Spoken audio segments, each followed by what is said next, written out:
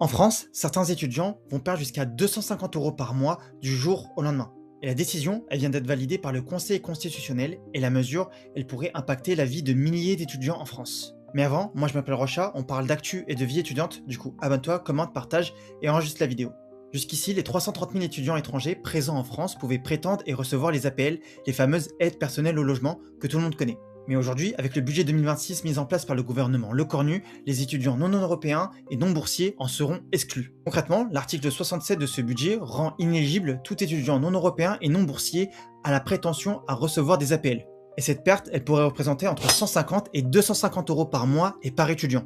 Pour certains d'entre vous, ça ne représente rien, mais pour beaucoup de ces étudiants, ça représente une aide vitale, voire même essentielle pour se loger et vivre correctement en France. Et le problème, il est là, c'est que les étudiants étrangers font partie d'une population étudiante extrêmement fragile et vulnérable financièrement. Selon la Fondation pour le logement, les étudiants étrangers sont 3 fois plus nombreux à recourir aux aides alimentaires que les étudiants nationaux. De plus, il faut ajouter à cela que les processus pour obtenir une bourse sont extrêmement contraignants et que la plupart de ces étudiants sont isolés géographiquement. Et dernier point sur lequel il faut accentuer, c'est que les étudiants étrangers payent des frais de scolarité beaucoup plus élevés, jusqu'à 16 fois plus, c'est pour vous dire. Le Conseil constitutionnel, quant à lui, il a justifié cette mesure par l'intérêt général et le fait de réduire les dépenses publiques.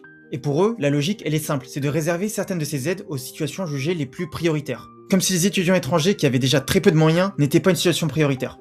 Et bien évidemment, cette décision, elle a créé une énorme polémique. Certains groupes parlent d'une décision injuste, voire même de préférence nationale totalement contraire avec nos valeurs républicaines. Et deuxième conséquence, plus sur le long terme, d'autres personnes craignent que la France devienne moins accessible, voire même moins attractive aux étudiants étrangers. Et il faut se rendre compte que pour l'étudiant étranger, le calcul il devient radicalement brutal. Des frais de scolarité plus élevés, moins d'aides à sa disposition et auxquelles il peut prétendre, et enfin un coût de la vie toujours plus cher. Bravo la France, incroyable.